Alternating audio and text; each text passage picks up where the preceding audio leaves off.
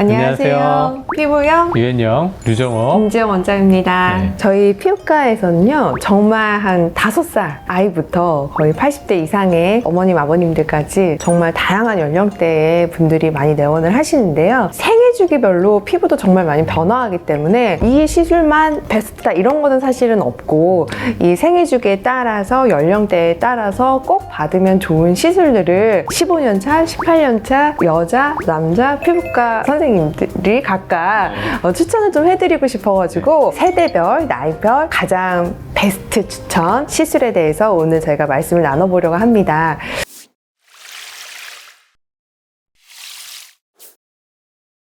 제가 가장 추천하는 20대에 가장 필요한 시술은 저는 개인적으로 여드름 흉터 시술이라고 생각을 해요. 왜냐하면은 20대하고 20대 지나면서 여드름이 정말 호르몬에 의해서 폭발적으로 났을 때 나중에 점점점 자연스럽게 염증은 가라앉지만 이 흉터가 남는 경우가 굉장히 많거든요. 근데 흉터를 치료를 안 하시는 분들도 굉장히 많아요. 그 이유가 흉터는 좀 그냥 시간 지나면 저절로 좀 아무는 거 아닌가? 20대, 30대가 되면은 좀 더 나아질 것이다. 이렇게 좀 기대하는 경우가 많은데, 사실 여드름 흉터도 기본적으로 흉터의 속성을 갖고 있기 때문에 이 흉터 치료는 최대한 빨리 치료할수록 치료의 기간이 줄어들게 돼 있어요. 그렇기 때문에 1년짜리 흉터와 10년짜리 흉터를 비교를 했을 때 10년짜리 흉터가 훨씬 길게 치료를 해야 되는 것처럼 여드름 흉터가 20대에 있다면 저는 그냥 빠르게 적극적으로 치료하는 것을 추천을 해드리고요. 그리고 꼭 적극적으로 해야 되는 두 번째 이유는 30대가 됐을 때 이 흉터가 노화 피부와 만나게 되면 이 흉터가 변형이 되기 시작해요. 피부 노화에 의해서. 그래서 그냥 살짝 파여있는 흉터가 이제 피부 노화와 만나게 되면 그게 더 깊어지고 늘어지게 되기 때문에 20대에 여드름 흉터가 있다면 좀 기다리면 좋아지지 않을까라고 생각하시지 마시고, 저는 좀 적극적으로 그 흉터를 치료하시는 것을 꼭 추천을 해드리겠습니다. 요즘에는 미라제신이라든지 마이크로니들 고주파 같은 이런 치료로 아주 안 아픈 건 아니지만 그래도 예전보다는 통증이 훨씬 줄어들고 한 3번에서 4번 정도의 치료로 굉장히 드라마틱한 치료 효과가 나타나기 때문에 한번 도전을 해보시면 좋을 것 같습니다. 네, 맞아요. 시술의 트렌드가 점점 이제 아프지 않고 좋아지는 방향으로 가고 요즘에는 있죠. 피부과 아픈 치료들 잘 안 하거든요. 그래서 전혀 일상생활에 영향이 없으면서도 통증 없이 치료를 할 수가 있기 때문에 여드름 흉터 치료 20대에는 꼭 추천을 해드리고 싶습니다.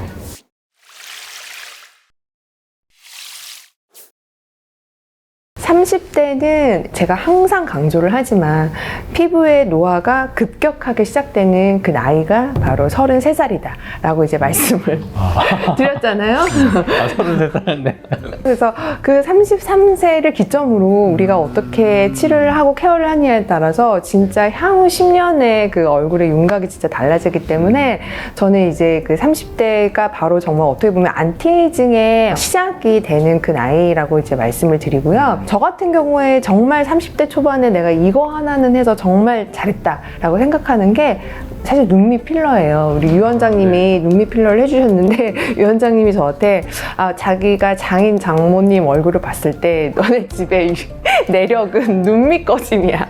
너 눈밑을 꼭 해야 돼. 막 이러셨거든요. 근데 그때 제가 그렇게 눈밑이 꺼짐이 심하진 않았어요. 근데 이제 유 원장님의 강력한 추천으로 나는 그렇게 필요를 느끼지 않았는데 상대방 피부과 선생님이 눈에 띈 어떤 노화의 시작, 그리고 노화가 시작될 것이라고 예측되는 그곳이 바로 눈밑이었고, 그때 조금 과감하게 필러를 했는데요. 돌이켜보면은 그 치료가 저에게는 정말 좋았었던 치료였던 것 같아요. 왜냐하면은 이 30대 초반에 아주 어떻게 보면 좀 어린 나이에 좀 적극적으로 한 포인트, 그 사람의 가장 핵심적인 노화 사인을 교정을 해주면 그 사람의 얼굴이 한 5년에서 10년 정도는 크게 그 노화의 흔적이 나타나지 않기 때문에 30대 초반에는 자신의 노화가 좀 심하게 진행될 부분은 거의 어머니 얼굴 같은 거거든요. 어머니 얼굴에서 만약에 입꼬리 처짐이다, 눈밑 꺼짐이다 이런 데가 좀 심한데 내가 그 흔적이 조금이라도 보인다라고 한다면 좀 과감하게 피부 속으로 들어가서 근본적으로 치료할 수 있는 그런 안티에이징 시술을 선택해서 치료를 하시는 것을 추천을 해드리고 싶습니다. 네.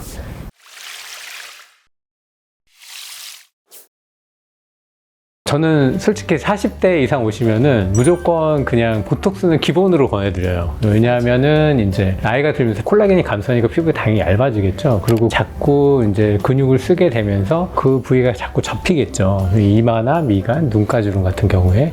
그러면서 주름이 많이 나타나고 나쁜 습관이 자꾸 이렇게 나타나게 되면 그 부위의 주름이 굉장히 깊어지면서 굉장히 인상도 강해지고요. 그래서 주름을 피고 주름을 예방하기 위해서 일단은 보톡스를 제일 처음 권해드리고요. 저도 보톡스를 저는 안티에이징의 입문이라고 얘기를 네. 하거든요. 뭐 해야 될지 고민할 때는 그냥 네, 그래서 40대 이상에서는 거의 다 권해드리는 것 같아요. 거부감이 없으시다면 권해드리고, 그 다음에는 이제 권해드리는 시술이 이제 색소 시술이거든요. 40대 이상이 되면 피부톤이 조금 어두워지면서 갈색 반점들이 이렇게 하나둘씩 생겨나게 됩니다. 그런데 피부톤이 어두우면서 갈색 반점이 이렇게 두 개만 큰 게 딱 있더라도 굉장히 나이가 좀 들어 보이게 돼요. 근데 그것 때문에 굉장히 스트레스를 많이 받아 하시거든요.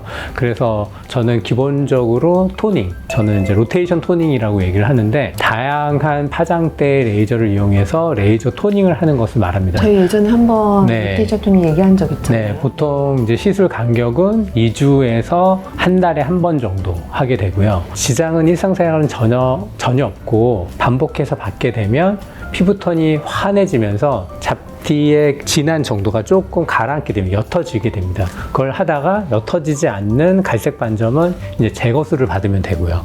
그런 식으로 피부톤을 맑게 하면서 갈색 반점을 없애주면 얼굴이 굉장히 화사해지죠. 네, 그러면 자신감도 생기게 되고.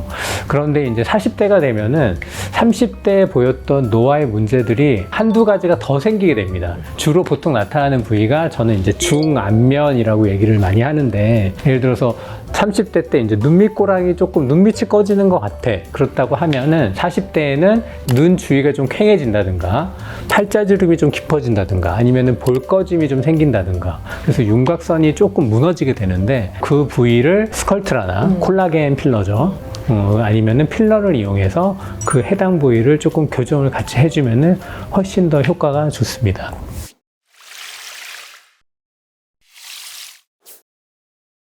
50대도 40대랑 비슷하세요. 보톡스를 가장 기본으로 권해드리고, 그리고 색소냐 리프팅이냐 고민을 많이 하시는 것 같아요. 제가 이제 이번에 보면서 조금 제가 리서치를 좀 해보니까 리프팅 쪽이 좀 더 많으신 것 같아요. 주름 탄력 리프팅 쪽이 좀 많고. 색소는 좀 가릴 수 있다고 생각하시는 것 같아요. 이제. 네네네. 그리고 문제가 뭐냐 하면은 40대에는 이 중안면에 문제가 생겼다면 50대가 되면 이 하안면의 문제, 턱선이 조금 무너지면서 이 하안면의 문제가 많이 생기게 됩니다. 볼처짐이 생긴다든가 마리온 라인이 나타난다든가 턱선이 조금 무너지는 그런 현상이 생기게 되죠.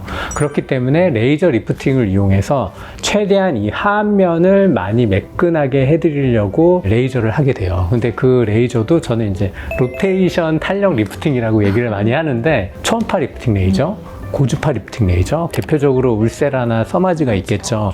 그 비용이 조금 부담스러우시면은 이제 국산 버전도 있고, 그런 레이저를 이용해서 하안면을 최대한 매끈하게 잡아주려고 합니다. 그런데 처짐이 심하면 이 골이나 이 윤곽선을 다 잡을 수가 없어요, 레이저만으로는.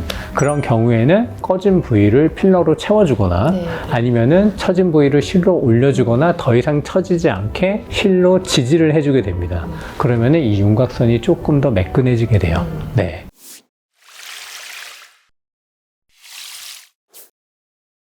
60대는 40, 50대의 문제들이 다 이제 종합적으로 나타나고 노화의 모든 사인이 대부분 보인다고 생각하시면 돼요.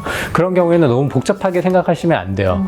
일단은 내 피부가 좀 색소가 많다. 그러면 그냥 색소 치료를 하시면 되고요. 색소 치료도 굉장히 잘 됩니다. 왜냐하면은 완경이 되고 기미가 이제 사라지는 시기이기 때문에 치료가 굉장히 또 잘 되고요. 레이저를 조금 더 강하게 쏘더라도 색소 치료가 굉장히 잘 되는 시기이고, 그리고 얼굴에 만약에 살이 많다. 이럴 경우에는 저는 레이저 리프팅을 좀 많이 권해드리고요. 얼굴에 살이 좀 적고 처짐이 좀 있고 살이 좀 얇다. 좀 마른 얼굴. 네, 마른 얼굴은 제가 스컬트라나 실 리프팅을 권해드립니다. 그렇게 나눠서 내 얼굴에 조금 살이 많다면 이제 레이저 쪽을, 살이 좀 적다면 스컬트라나 실 리프팅 쪽을, 그렇게 해서 제가 좀 많이 권해드리고 있어요. 네. 60대 이상에 제가 또 권해드린다기보다는 좀 이렇게 좀 차이점 같은 것들을 보자면 이제 그때부터는 사실 여성분들도 이 모발 치료에 굉장히 신경을 많이 쓰는 나이이기도 맞아요. 해요.